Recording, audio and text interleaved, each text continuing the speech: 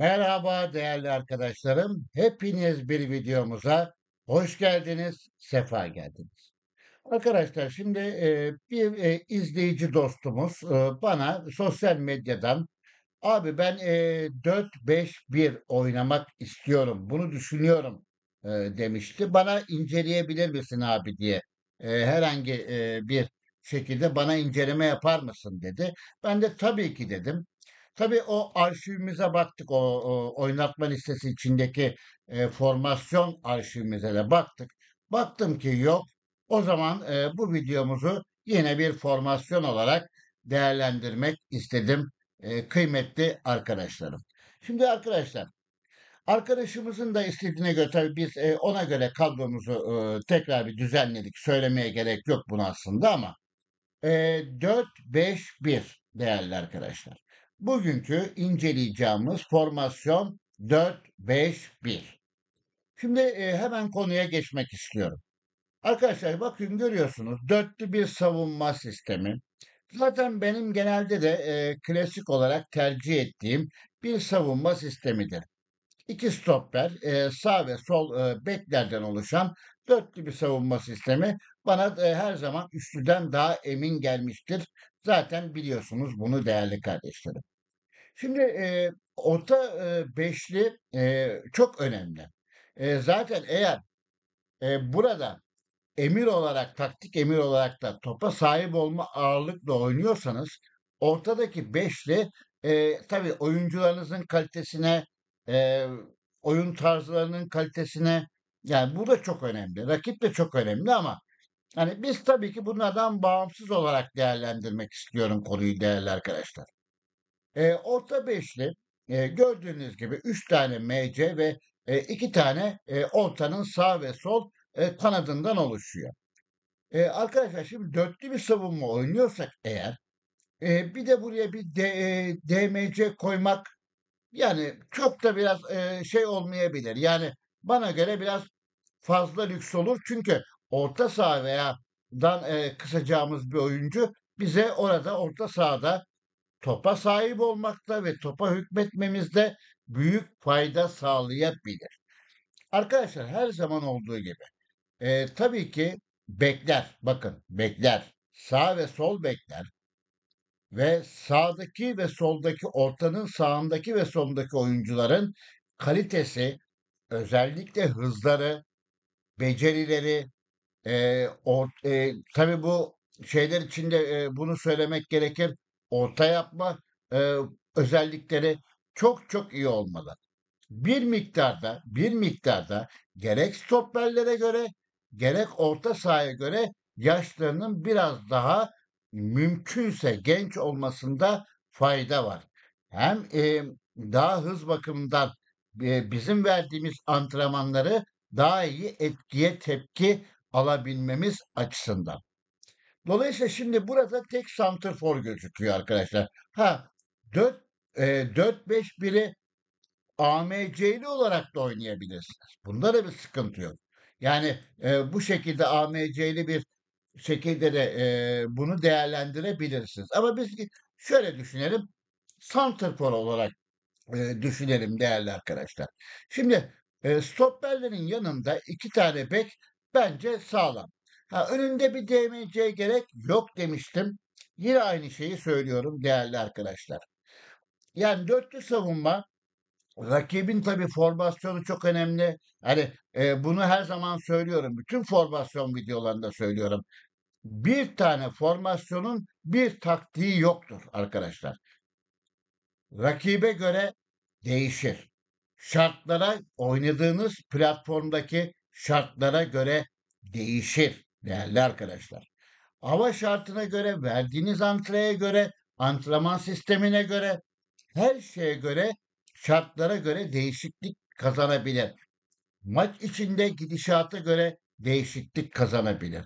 Ha, şöyle düşünürsek eğer topa sahip olmayı yani orta sahadaki oyuncularınıza güveniyorsanız eğer iyi oyunculardan kuruluysa orta sahanız beşli bir orta sahada hükmetmenizi kolaylaştıracaktır değerli arkadaşlar. Dörtlü bir savunma sıkıntı yok dedik. Yani büyük bir sıkıntı yaratmaz.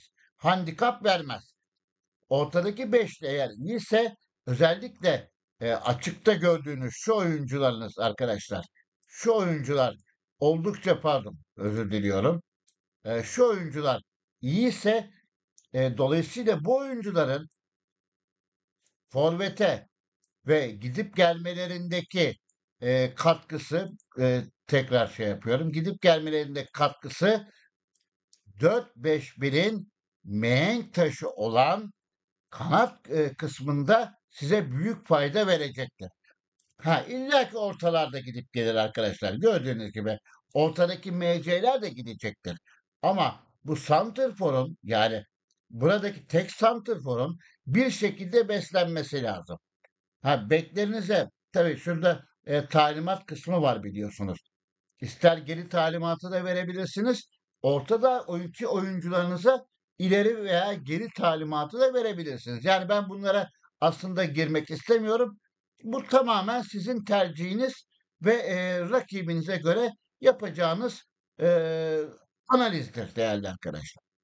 Şimdi 4-5-1 aslında sağlam bir sistem gözüküyor. Orta sahada nasıl oynanabilir abi 4-5-1 derseniz şöyle oynanabilir. Normal şekilde başlayabilirsiniz değerli arkadaşlar. Ha, savunma oynar mı? Yani oynayabilir ama ortadaki beşliği daha iyi kullanmak istiyorsak normal veya hücum arkadaşlar. Bakın sert hücum demiyorum. Normal ya da hücum oynama şansınız var. Ha, pas yönünü karışık oynayabilirsiniz. Değerli arkadaşlar, çünkü beşlinin sağ ve solunu kullanacaksınız. Tabii rakibin formasyonuna göre bunu söylemek istiyorum. İki kanadı kullanabilirsiniz veya eğer rakibinizin durumu ortadan oynamanıza müsaitse ortadaki özellikle MC'lerin geçişteki aktivitesini kullanarak da ortadan oynayabilirsiniz değerli arkadaşlar. Ha, pas atma yine rakibe göre. Kısa oynanabilir arkadaşlar. Çok rahat kısa oynayabilirsiniz. Kısa karışık yapabilirsiniz. Yani buna tamamen farazi olarak yani 4-5-1 formasyonunun farazi olarak şekli için konuşuyorum. Tabii ki şartlara göre de değişeceğini tekrar hatırlatmak istiyorum değerli arkadaşlar. Kısa karışık karışık olabilir veya uzun oynamayı tercih etmeyebilirsiniz. Çünkü ileride şöyle göstereyim.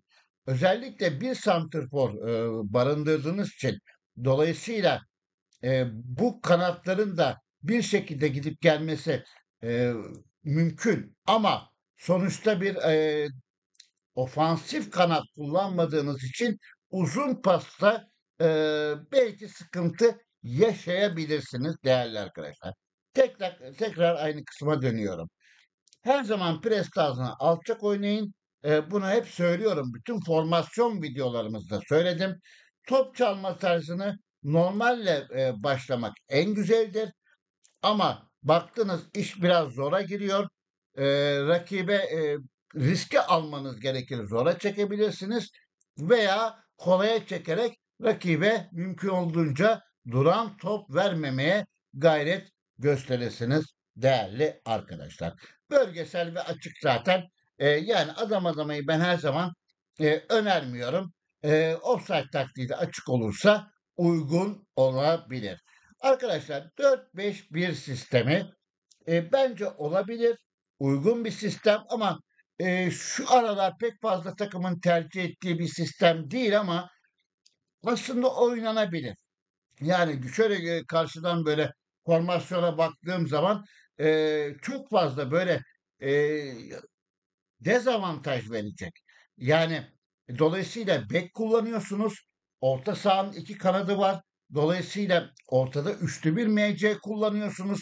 İki stopper var. Yani çok fazla böyle sizi zora sokabilecek e, belki de benim unuttuğum vardır. Lütfen tabii her zaman söylüyorum yorumlara siz de katkı verin lütfen.